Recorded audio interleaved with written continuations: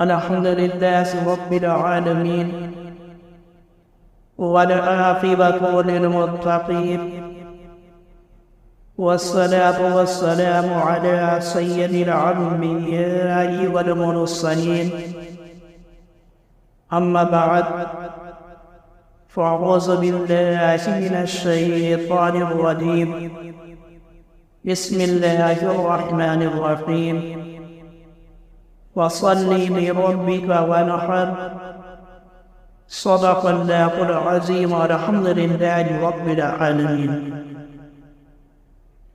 میرے آقا کے پیارے غلاموں، السلام علیکم ورحمۃ اللہ تعالی وبرکاتہ.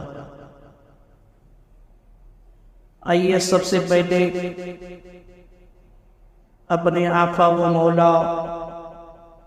وانظر تاجدار مدینہ صلی اللہ تعالی علیہ وآلہ وسلم کی بارگاہ میں جو قدر شریف کا نذرانہ عقیدت پیش کرے پڑے بآواز بلند اللہم صلی علی سیدنا صفینا مولانا محمد وبارک وسلم صلو علیہ صلاۃ و سلام علیک یا رسول اللہ صلی اللہ تعالی علیہ وآلہ وسلم.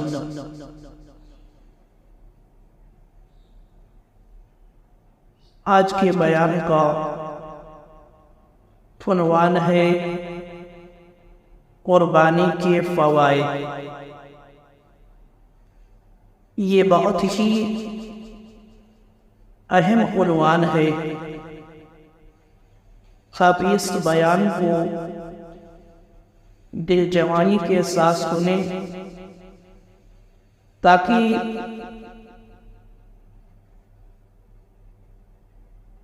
آپ کی قربانی جو ہے وہ ضائع نہ ہو. کیونکہ آج کے بیان میں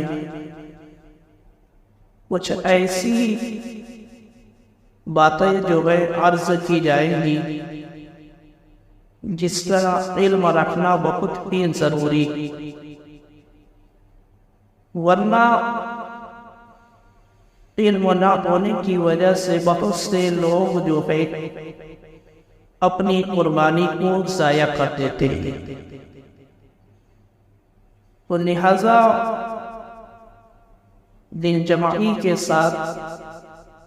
پورے بیان کو سنیں اور عمل کرنے کی نیت سے سنیں اور علم حاصل کرنے کی نیت سے سنیں تاکہ آپ کی قربانی جو ہے ضائع نہ ہو. قرآن مجید کے اندر اللہ تعالیٰ نے ارشاد فرمایا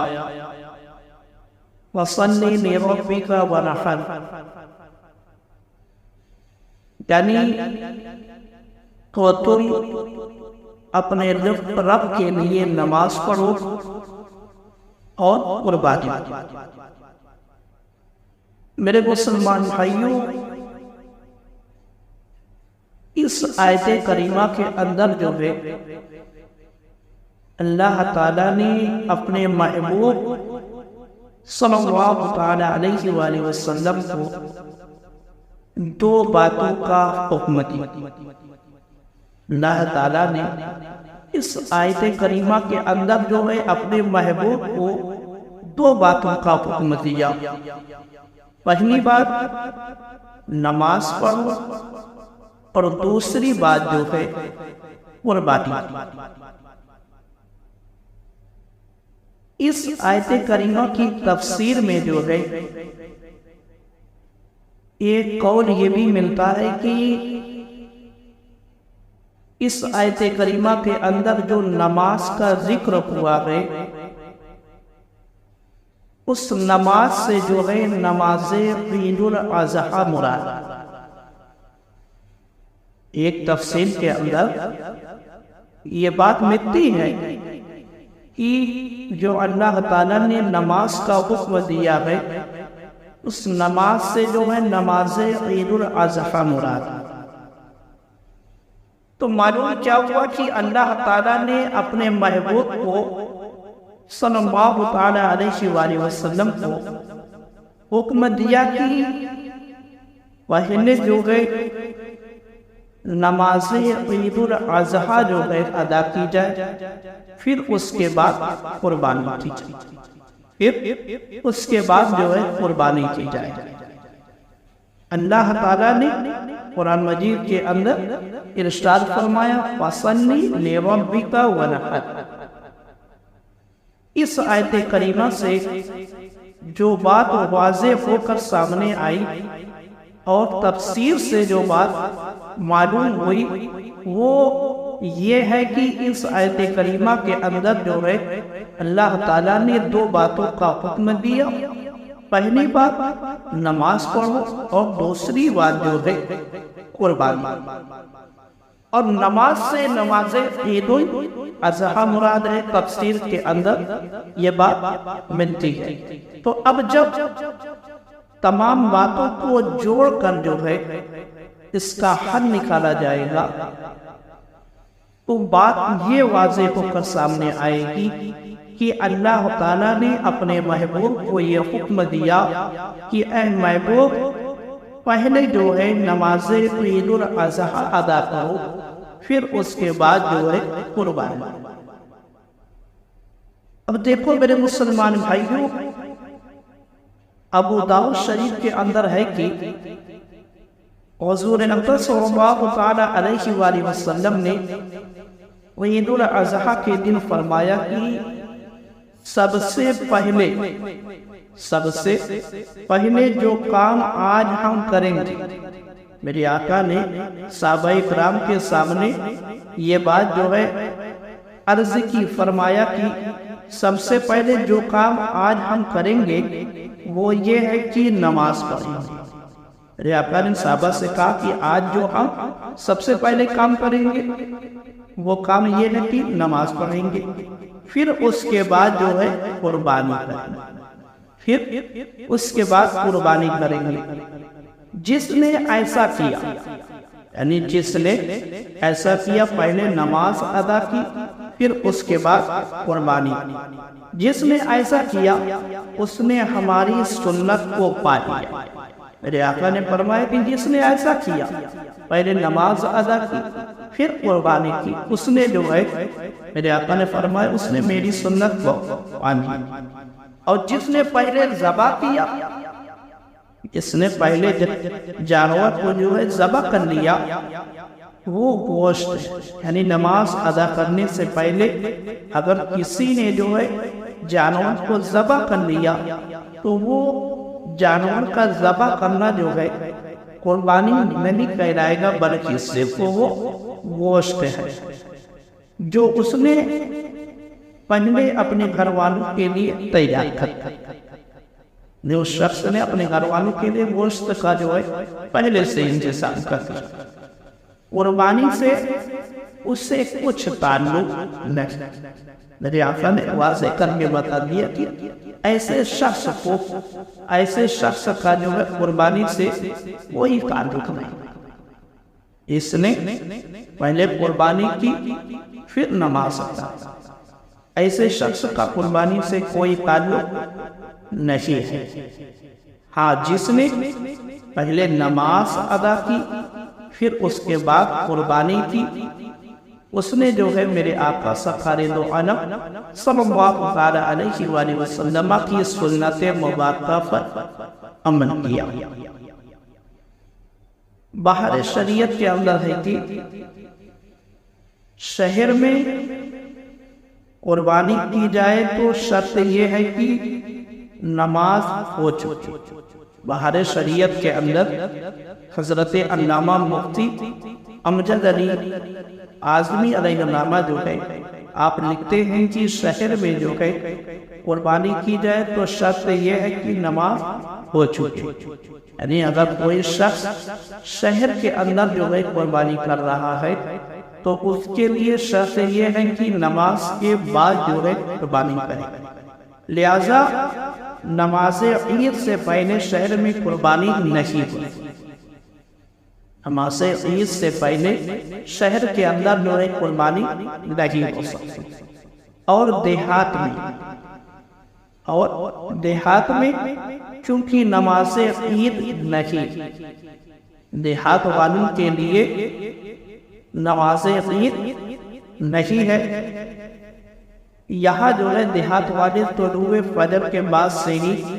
قربانی کر سکتے ہیں۔ دیہات میں نماز عید نہیں ہے، اس لیے جو ہے وہاں کے لوگ طلوع فجر کے بعد سے ہی قربانی کر سکتے ہیں۔ اور دیہات میں بہتر یہ ہے کہ بعد طلوع آفتاب، بعد طلوع آفتاب جو ہے قربانی کی، دیہات والے جو ہے ان کے لیے بہتر یہ ہے کہ جب آفتاب نکل آئے، سورج نکلنے کے بعد جو ہے وہ دیہات والے قربانی کرے، ان کے لیے یہ چیز جو ہے بہتر۔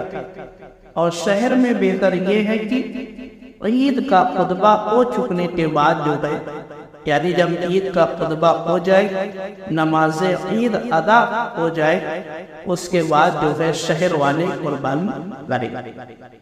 کے بعد شہر والے قربانی کریں۔ یعنی شہر کا مسئلہ اور ہے، دیہات کا مسئلہ اور۔ شہر والوں کے لیے یہ حکم ہے کیونکہ وہاں کے لوگوں پر عید الاضحیٰ کی نماز جو ہے واجب ہوتی ہے، اس لیے وہاں کے لوگوں کے لیے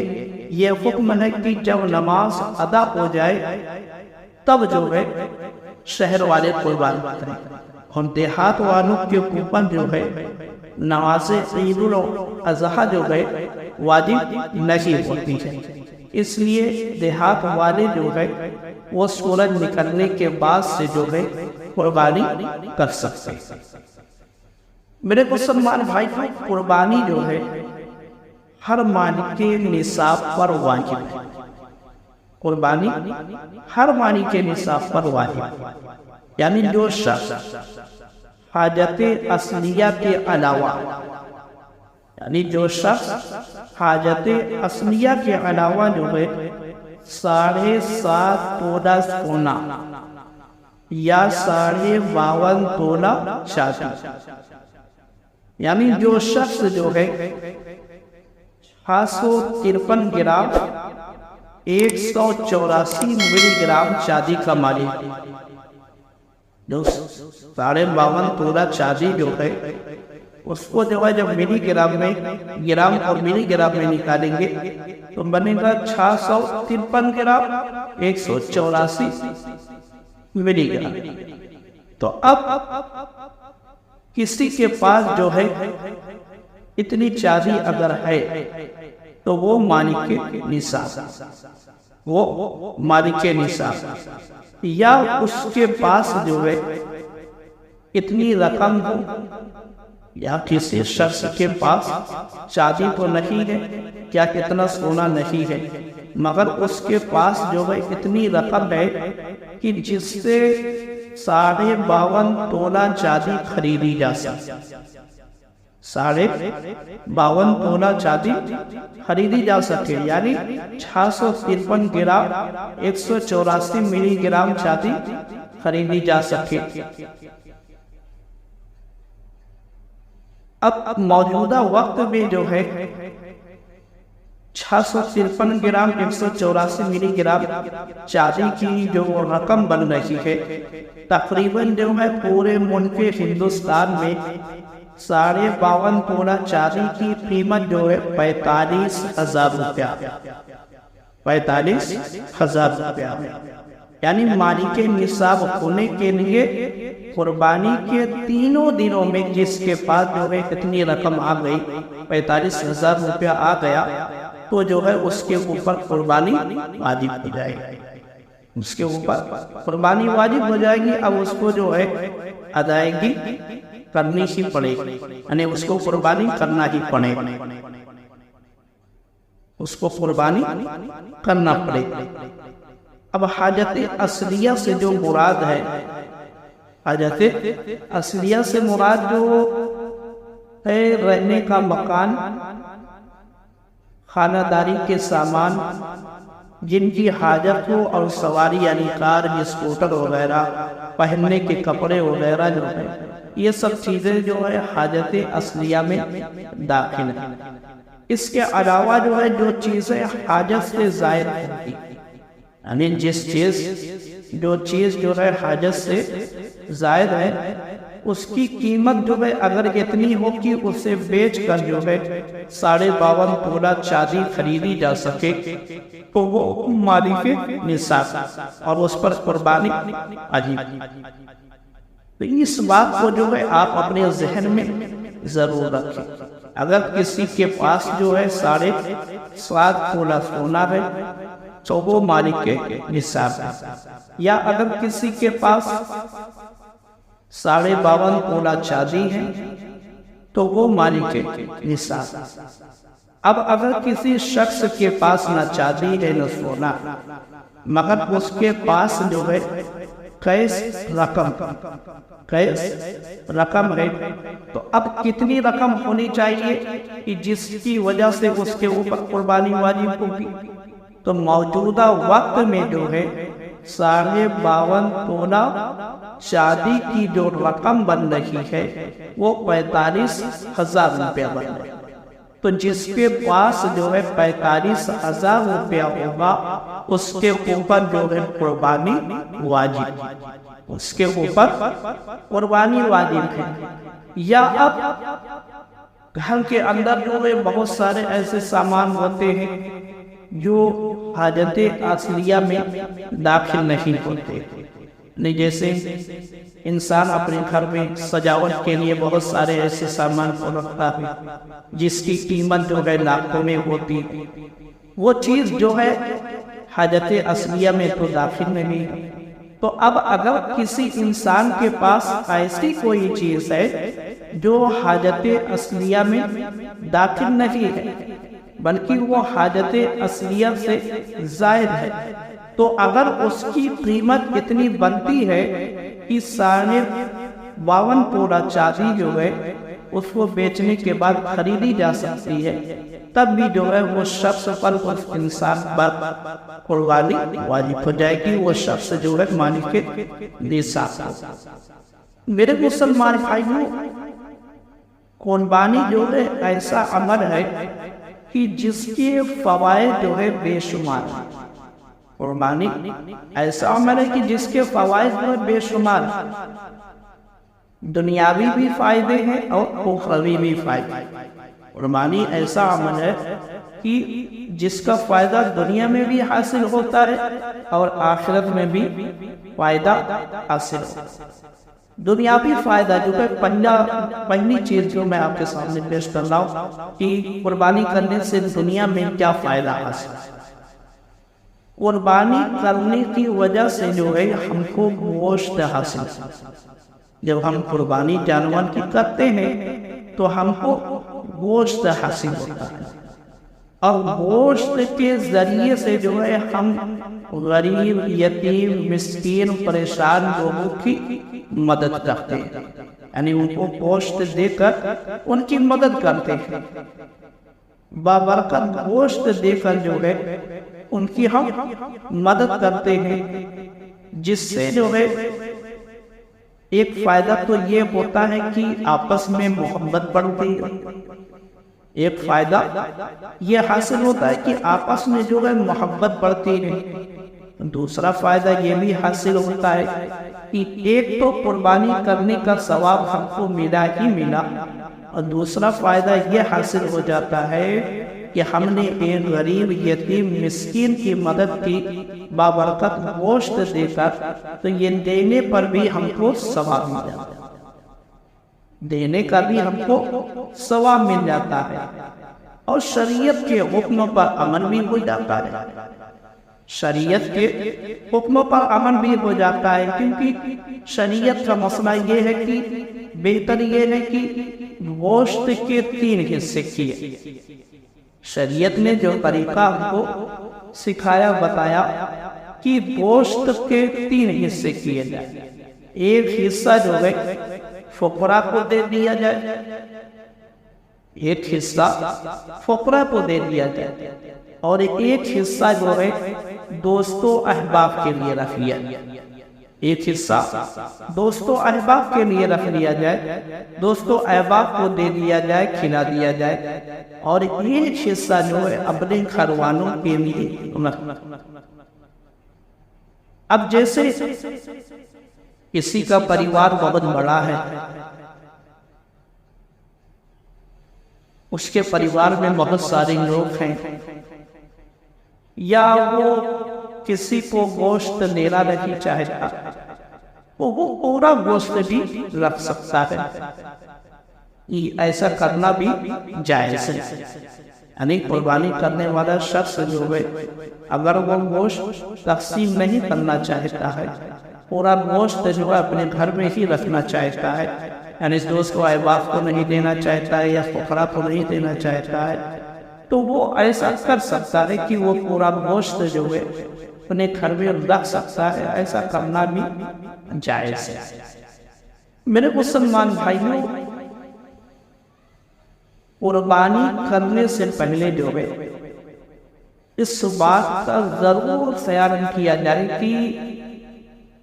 نیت کا قبلہ جو ہے درست کرنا، نیت کا قبلہ جو ہے درست کر لیا جائے قربانی کرنے سے پہلے، اس بات کا ضرور خیال کیا، کیونکہ قربانی جو ہے صرف گوشت کے لیے نہ کی تھی۔ جب ہم نیت کا قبلہ درست کریں گے تو ہم نیت میں کیا لائیں گے؟ صرف گوشت حاصل کرنا نہیں لائیں گے، بلکہ قربانی جو ہے تقرب کے لیے، اللہ کا قرب حاصل کرنے کی نیت سے کی جائے، نہ کہ دکھاوے کے لیے، ریاکاری کے لیے نہیں، ہرگز ایسا نہ کیا جائے، بلکہ اپنی نیت کا قبلہ جو ہے درست کر کے قربانی کی جائے۔ کیونکہ میرے مسلمان بھائیوں، نہ ہماری قربانی کا جو گوشت ہوتا ہے وہ اللہ کی بارگاہ میں پہنچتا ہے، نہ قربانی کے جانور کا خون اللہ کی بارگاہ میں پہنچتا ہے، نہیں، اللہ تعالیٰ نے قرآن مجید کے اندر جو ہے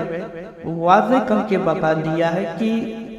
تمہارا تقوی دیکھا جاتا ہے، یعنی تم نے کس نیت سے، کتنی اچھی نیت سے جو ہے تم نے جانور کو ذبح کیا ہے، تم نے قربانی کی ہے، یہ چیز جو ہے دیکھی جاتی ہے۔ نہ گوشت نہ خون اللہ کی بارگاہ میں پہنچتا ہے، ہرگز یہ سب چیزیں جو ہے اللہ کی بارگاہ میں نہیں پہنچتا، بلکہ ہمارا تقوی جو ہے جتنا بہترین ہوگا اتنا ہی اچھا جو ہے اللہ کی بارگاہ سے ہم کو اجر حاصل۔ اس لیے قربانی کرنے سے پہلے جو ہے اپنی نیت کا قبلہ جو ہے درست کر لیا جائے، اور اچھی جو ہے نیت میں کر لی جائے، اللہ کا تقرب حاصل کرنے کی نیت کر لی جائے، تاکہ ہم کو جو ہے اچھا سے اچھا، زیادہ سے زیادہ جو ہے اجر حاصل ہو۔ ابو داؤد شریف کے اندر ہے کہ نبی کریم صلی اللہ تعالیٰ علیہ وآلہ وسلم نے ارشاد فرمایا، میرے آقا نے فرمایا، یوم النحر میں، یعنی قربانی کے دن 10ویں ذو الحجہ، قربانی کے ایام جو ہیں، یوم النحر میں ابن آدم کا کوئی عمل اللہ تعالیٰ کے نزدیک خون بہانے سے زیادہ پیارا نہیں۔ ایسا نے فرمایا کہ یوم النحر میں ابن آدم کا کوئی عمل اللہ تعالیٰ کے نزدیک جو ہے خون بہانے سے زیادہ پیارا نہیں۔ یعنی جیسے آج کل بہت سے لوگ جو لیبرل قسم کے آپ گئے ہیں اور فتنہ پھیلانے کی کوشش کرتے ہیں کہ جانور ذبح کرنے سے کیا فائدہ حاصل ہوتا ہے، بلکہ اسی رقم کو کسی غریب کو دے دیا جائے، یتیم کو دے دیا جائے، مسکین کو دے دیا جائے، یا کسی کی مدد کر دی جائے، یا صدقہ و خیرات کر دیا جائے، یا جانور ہی جو ہے صدقہ کر دیا جائے۔ جو اس طریقے کی تعلیم دیتے ہیں وہ ان کی تعلیم جو ہے درست نہیں، کیونکہ میرے آقا نے 1400 سال پہلے ہی بتا دیا کہ یوم النحر میں جو ہے ابن آدم کا کوئی عمل جو ہے اللہ تعالیٰ کے نزدیک خون بہانے سے زیادہ پیارا نہیں، یعنی اس دن جو ہے جو اجر جو ثواب خون بہانے پر ملے گا، نہ صدقہ کرنے پر ملے گا، نہ جو ہے کسی کی مدد کرنے پر ملے گا، بلکہ اللہ کو جو ہے پیارا اگر اس دن کوئی عمل سب سے زیادہ ہے ابن آدم کا تو خون بہانا ہے۔ اور آگے میرے آقا نے فرمایا اور وہ یعنی جو جانور قربان کیا گیا ہے، ذبح کیا گیا ہے، اور وہ جانور قیامت کے دن اپنی سینگ اور بال اور پرو کے ساتھ جو ہے آئے، یعنی دنیا کے اندر جو جانور ہم ذبح کرتے ہیں وہی جانور جو ہے قیامت کے دن سینگ، بال اور پرو کے ساتھ جو ہے آئے، اور قربانی کا خون زمین پر گرنے سے قبل، یعنی ادھر ہم جانور کے گردن پر چاقو چلاتے ہیں اور خون نکلتا، اور وہ خون جو ہے ابھی زمین تک نہیں پہنچ پاتا ہے کہ میرے آقا فرماتے ہیں کہ خون زمین پر گرنے سے قبل جو ہے مقام قبور میں پہنچ جاتا، یعنی خون زمین پر نہیں گر پاتا ہے، اس سے پہلے جو ہے ہماری قربانی مقبول ہو جاتی ہے، ہماری قربانی مقبول ہو جاتی ہے۔ لہٰذا جو ہے اس کو خوش دلی سے خوش دلی سے جو ہے قربانی کی جائے، ایسا نہیں کہ مجبور ہو کر یا صرف دکھانے کے لیے نہیں، خوش دلی سے اچھی نیت کے ساتھ پیار محبت سے جو ہے قربانی کی جائے۔ اور طبرانی کے اندر ہے کہ حضور اکرم صلی اللہ تعالیٰ علیہ وآلہ وسلم نے ارشاد فرمایا جس نے خوش دلی سے اور ثواب کا طالب ہو کر، میرے آقا نے فرمایا جس نے خوش دلی سے اور ثواب کا طالب ہو کر جو ہے قربانی کی وہ آتش جہنم سے حجاب ہو جائے۔ میرے آقا نے فرمایا کہ جس نے خوش دلی سے اور ثواب کی نیت سے قربانی کی تو وہی جانور جو ہے ہمارے لیے جہنم کی آگ سے جو ہے حجاب ہو جائے گا، پردہ بن جائے گا، جہنم میں جانے سے روکنے والا۔ تو میرے مسلمان بھائی سوچے یہ ہم جانور ذبح تو کر رہے ہیں، اگر ہماری نیت کا فکر درست نہیں رہا تو ہم کو جو ہے بہت بڑے نقصان کا سامنا کرنا پڑ جائے گا۔ اس لیے قربانی کرنے سے پہلے جو ہے اپنی نیت کے سیونس کو درست کر لیں، ہرگز جو ہے نیاکاری کے لیے قربانی نہ کرے، دکھاوے کے لیے قربانی نہ کرے، بلکہ تقرب حاصل کرنے کے لیے قربانی کرے، حضرت ابراہیم کی سنت مبارکہ پر عمل کرنے کی نیت سے جو ہے قربانی کرے، اپنے آقا کی سنت مبارکہ پر عمل کرنے کی نیت سے قربانی کرے، زیادہ سے زیادہ اچھی نیت کے ساتھ جو ہے آپ قربانی کریں، خوش حالی سے، خوش دلی سے، ثواب کی نیت سے جو قربانی کریں تاکہ آپ کو جو ہے زیادہ سے زیادہ فائدہ حاصل کر سکے۔ اب اخروی فائدہ جو ہے میں آپ کو بتاتا ہوں کہ ہم کو آخرت میں قربانی پر کیا فائدہ حاصل ہوگا، یعنی ہم دنیا کے اندر قربانی کریں گے تو اس کا آخرت میں ہم کو کیا بدلہ ملے۔ ابن ماجہ کے اثر ہے کہ حضرت زید بن ارقم رضی اللہ تعالی عنہ سے روایت ہے کہ صحابہ اکرام نے عرض کی یا رسول اللہ صلی اللہ تعالی علیہ وآلہ وسلم یہ قربانیاں کیا ہیں؟ صحابہ اکرام نے ہم سب کے آقا سے پوچھا کہ یا رسول اللہ صلی اللہ تعالی علیہ وآلہ وسلم یہ قربانیاں کیا ہیں؟ یہ قربانیاں کیا ہیں؟ تو میرے آقا نے فرمایا تمہارے باپ ابراہیم علیہ السلام کی سنت۔ میرے آقا نے فرمایا کہ قربانی جو ہے حضرت ابراہیم علیہ السلام کی سنت۔ پھر جو ہے صحابہ اکرام نے عرض کیا یا رسول اللہ صلی اللہ تعالی علیہ وآلہ وسلم ہمارے لیے اس میں کیا سوال؟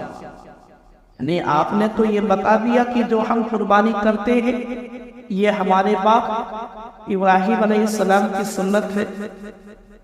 اب جب ہم قربانی کرتے ہیں اس پر ہم کو کیا ثواب ملتا ہے، کیا اجر ملتا ہے؟ میرے مسلمان بھائیو دیکھو، صحابہ اکرام نے سوال کر کے ہم اور آپ کے لیے آسانی کر دی، ہم اور آپ کے لیے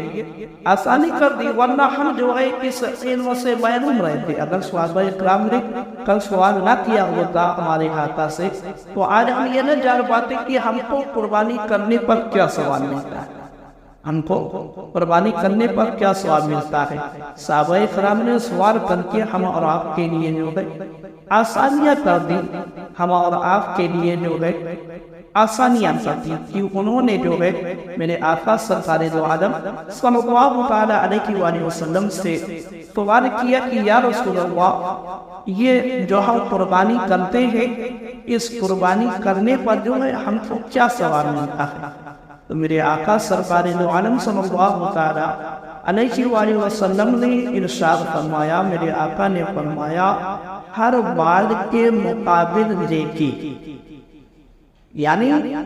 جانور کے جسم پر جتنے بھی بال، جانور کے جسم پر جتنے بھی بال ہیں ہر بال کے بدلے جو ہے نیکی ملتی۔ اب میرے مسلمان بھائیوں آپ اندازہ لگائیں کہ ایک جانور کے جسم پر جو ہے کتنے بال ہوتے ہیں، بے شمار بال ہوتے ہیں، ہم اور آپ جو ہے گنتی نہیں کر سکتے۔ تو جب ہم جانور کی قربانی کرتے ہیں، جانور کی قربانی کرتے ہیں تو اس کے جسم پر جب بے شمار بال ہوتے ہیں تو معلوم ہوا کہ اللہ تعالیٰ جو ہے قربانی کا جو اجر عطا فرماتا ہے، اجر عطا فرماتا ہے، ثواب عطا فرماتا ہے، بے شمار عطا فرماتا ہے، بے شمار عطا فرماتا ہے۔ پھر جو ہے صحابہ اکرام نے عرض کیا کہ یا رسول اللہ ان کے لیے، کیونکہ کچھ جانوروں کے جسم پر اون ہوتے ہیں، کچھ جانوروں کے جسم پر بال ہوتے ہیں، تو بال کے بارے میں تو صحابہ اکرام نے پوچھ لیا کہ جو ہے بال کے بارے میں تو میرے آقا نے بتا دیا کہ ہر بال کے بدلے جو ہے نیکی ہے، تو اب صحابہ اکرام نے اون والے جانوروں کے بارے میں سوال کیا کہ یا رسول اللہ اگر ہم ایسا جانور جو ہے ذبح کرتے ہیں جس کے جسم پر جو ہے اون ہوتا ہے تو اس پر جو ہے ہم کو کتنا ثواب ملے گا؟ تو میرے آقا نے فرمایا کہ اون کے ہر بال کے بدلے میں نیکی، یعنی اللہ کی خزانے میں جو ہے کوئی کمی نہیں، اگر وہ جانور کے بال کے بدلے جو ہے نیکی عطا فرماتا ہے تو اون کے ہر بال کے بدلے بھی وہ نیکی عطا فرماتا ہے۔ اس صحابہ اکرام نے سوال کر کے جو ہے یہ قربانی کا جو معاملہ تھا واضح ہم آپ کے سامنے رکھ دیا، اور میرے آقا نے جو ہے قربانی کا جو اجر تھا اس کو واضح کر کے بتا دیا کہ تم جو ہے اگر قربانی کرتے ہو تو تم کو جو ہے اتنا اجر عطا کیا جاتا ہے اللہ کی طرف سے کہ جس کا تم شمار نہیں کر سکتے۔ میرے مسلمان بھائیوں، اس حدیث پاک سے جو ہے معلوم ہوا کہ ہم جب قربانی کر رہے ہوتے ہیں تو صرف جو ہے ہم اپنے آقا صلی اللہ تعالی علیہ وآلہ وسلم کی سنت مبارکہ پر عمل نہیں کر رہے ہوتے، بلکہ ساتھ ہی میں حضرت ابراہیم علیہ السلام کی بھی سنت مبارکہ پر عمل کر رہے ہوتے، یعنی ایک ساتھ جو ہے دو نبی کی سنت پر عمل کر رہے، ایک ساتھ دو نبی کی سنت پر عمل کر رہے ہوتے۔ فائدہ یہ حاصل ہوتا ہے کہ قربانی کے جانور کے ہر بات کے بدلے جو ہے اللہ تعالیٰ نے کیا تھا پڑھنا۔ سنن الکبریٰ للبیہقی کے اندر ہے کہ رسول اقدس صلی اللہ تعالی علیہ وآلہ وسلم نے جو ہے ارشاد فرمایا، اے فاطمہ، میرے آقا نے اپنی بیٹی حضرت فاطمہ کو مخاطب کر کے جو ہے میرے آقا نے فرمایا کہ اے فاطمہ، اپنی قربانی کے پاس موجود رہو۔ میرے آقا نے فرمایا کہ اے میری بیٹی، اے فاطمہ، اپنی قربانی کے پاس جو ہے موجود رہو، کیونکہ اس کے خون کا پہلا قطرہ جو ہے گرے گا، تمہارے سارے گناہ جو ہے معاف کر دیے جائیں۔ میرے آقا نے اپنی بیٹی سے فرمایا کہ اے فاطمہ، اپنی قربانی کے پاس جو ہے موجود رہو، کیونکہ اس کے خون کا پہلا قطرہ جو ہے گرے گا، تمہارے سارے گناہ جو ہے معاف کر دیے جائیں۔ میرے مسلمان بھائیوں، اس حدیث پاک سے معلوم ہوا کہ قربانی کے وقت مالک نصاب کو جو ہے قربان گاہ میں موجود رہنا چاہیے۔ اس حدیث پاک سے معلوم ہوا کہ قربانی کے وقت جو ہے مالک نصاب کو جو ہے قربان گاہ میں موجود رہنا چاہیے، اور اگر ہو سکے تو اپنے ہاتھ سے جو ہے ذبح کرے، اپنے ہاتھ سے ذبح کرے۔ یہ جو ہے اور زیادہ بہتر ہے، یہ چیز اور زیادہ بہتر ہے کہ مالک نصاب اگر اپنے ہاتھ سے جانور کو ذبح کرتا ہے تو یہ اور زیادہ ہی بہتر ہے، مگر جو ہے کم سے کم اس کو جو ہے وہاں موجود ہونا چاہیے۔ اگر وہ ذبح کرنے کی طاقت نہیں رکھتا ہے تو وہاں پر کم سے کم موجود ہو جائے قربان گاہ میں، جب قربانی اس کی قربانی جو ہے ہونے لگے۔ اب اکثر دیکھا کیا جاتا ہے، یہاں پر لوگ ایک بہت بڑی غلطی کرتے ہیں۔ وہ غلطی یہ ہے کہ جب جانور ذبح کرنے کے لیے لٹایا جاتا ہے، جب جانور ذبح کرنے کے لیے لٹایا جاتا ہے اور قصاب جو ہے چاقو لے کر جانور کی گردن پر چاقو چلانے کے لیے تیار ہوتا ہے، تو جو مالک نصاب ہوتا ہے وہ بھی چاقو پر اپنے ہاتھ کو رکھ دیتا ہے، وہ بھی چاقو پر اپنے ہاتھ کو رکھ دیتا ہے، یا قصاب کی جگہ کوئی عالم دین یا حافظ قرآن جو نیت پہنچانے کے لیے آیا ہوتا ہے، اس کے ساتھ جو ہے مالک نصاب بھی شامل ہو جاتے ہیں اور چاقو پر اپنے ہاتھ کو رکھ دیتے ہیں۔ اب غلطی کیا کرتے ہیں لوگ؟ غلطی یہاں پر یہ ہوتی ہے کہ جو عالم دین نیت پہنچانے کے لیے آیا ہوتا ہے وہ تو بسم اللہ اللہ اکبر پڑھتا ہے، مگر جو مالک نصاب ہے انہوں نے بھی اپنے ہاتھ کو جو ہے چاقو پر رکھا ہوا ہے، مگر وہ بسم اللہ اللہ اکبر نہیں پڑھتے، وہ بسم اللہ اللہ اکبر نہیں پڑھتے۔ باہر شریعت کے اندر ہے کہ اگر دو شخصوں نے جو ہے مل کر بہار شریعت کے اندر حضرت علامہ مفتی امجد علی اعظمی علیہ الرحمہ جو ہے آپ لکھتے ہیں کہ اگر دو شخصوں نے مل کر جو ہے ذبح کیا، اگر دو شخصوں نے مل کر ذبح کیا تو دونوں کا بسم اللہ کہنا ضروری، یعنی دونوں کو جو ہے بسم اللہ اللہ اکبر پڑھنا ضروری ہے۔ اگر ایک شخص نے بھی جو ہے قصدن جو ہے جان بوجھ کر ترک کیا، یعنی اس نے سوچا کہ فلاں شخص تو پڑھ رہا ہے، مجھے پڑھنے کی کیا ضرورت ہے، تو اگر کسی نے جو ہے قصدن ترک کر دیا بسم اللہ اللہ اکبر پڑھنا، تو جانور جو ہے حرام ہو جائے گا، جانور حرام ہو جائے گا۔ اس مسئلے کو جو ہے آپ اپنے ذہن میں ضرور رکھیں کہ ذبح کرتے وقت جب جانور کی گردن پر چاقو چلایا جائے تو جتنے بھی لوگ ذبح کرنے میں شامل ہیں سب کو جو ہے بسم اللہ اللہ اکبر پڑھنا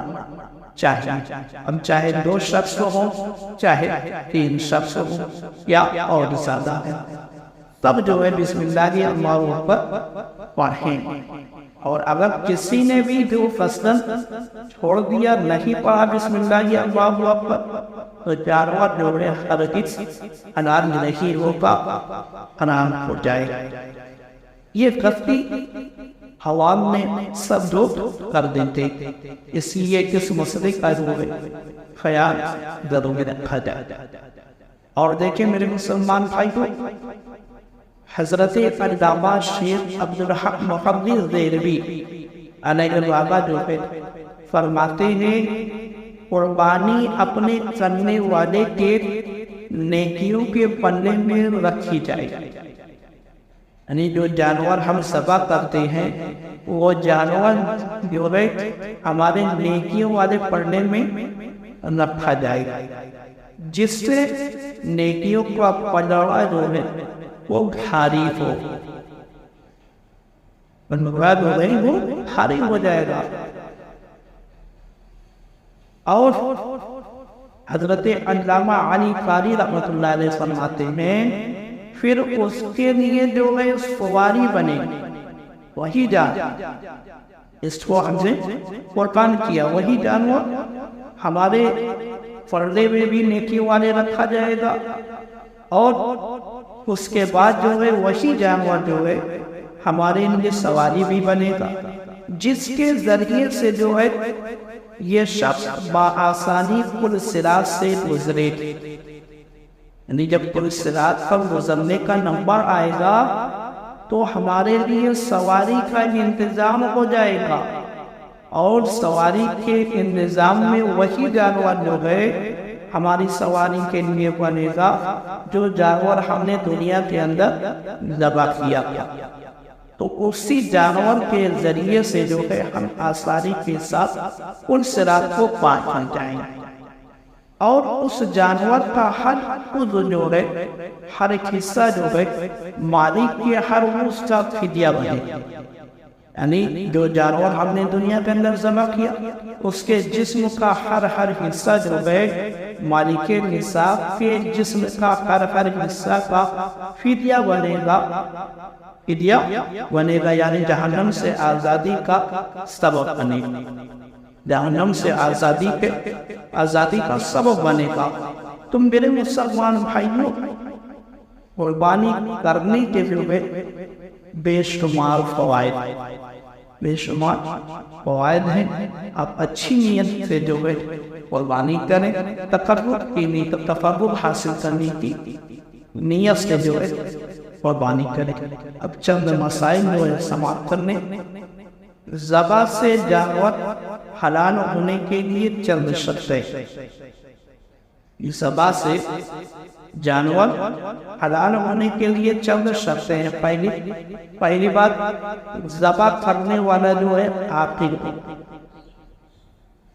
ذبح یعنی جو شخص جانور کو ذبح کر رہا ہے وہ شخص جو ہے عاقل ہو، یعنی مجنون نہ ہو، پاگل نہ ہو، بچہ نادان نہ بولو، نہ سمجھتا ہو ذبح کے معاملے کو، ایسا شخص نہ ہو، بلکہ ذبح کرنے والا شخص جو ہے آپ کے لیے۔ نمبر 2، ذبح کرنے والا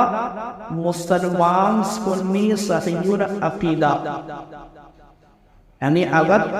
کسی نے جو ہے کسی بد مذہب سے یا کسی کافر سے جو ہے جانور کو ذبح کروا لیا تو وہ جانور جو ہے حلال نہیں ہوگا بلکہ حرام ہو جائے گا۔ حلال ہونے کے لیے جو ہے سنی مسلمان سنی صحیح عقیدہ ہونا چاہیے ذبح کرنے والا۔ اس بات کا بھی آپ ضرور خیال رکھیں، کیونکہ اکثر جو ہے لوگ یہ نہیں دیکھتے کہ میں جس سے جو ہے اپنے جانور کو ذبح کروانے جا رہا ہوں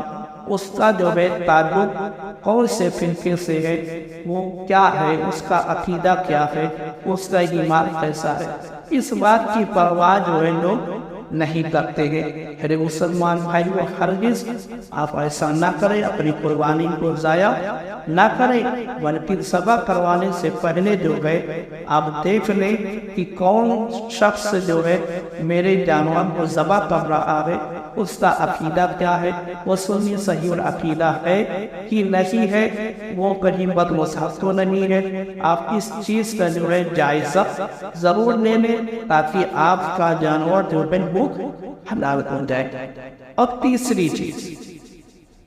تیسری بات، اللہ تعالیٰ کے نام کے ساتھ جو ہے ذبح کرنا، یعنی جانور ذبح کرنے سے پہلے اللہ کا نام لیا جائے، بسم اللہ تب تو جو ہے آپ کا جانور حلال ہوگا، ورنہ آپ کا جانور جو ہے حلال نہیں ہوگا۔ یہ 3 باتیں جو ہیں جو میں نے آپ کے سامنے پیش کی ہیں، بہت ہی اہم بات ہے، آپ اس کو جو ہے ریڈی کی تحقیق کر ضرور نوٹ کر کے رکھیں تاکہ آپ کی قربانی جو ہے ضائع نہ ہو سکے۔ کسی بد مذہب سے جو ہے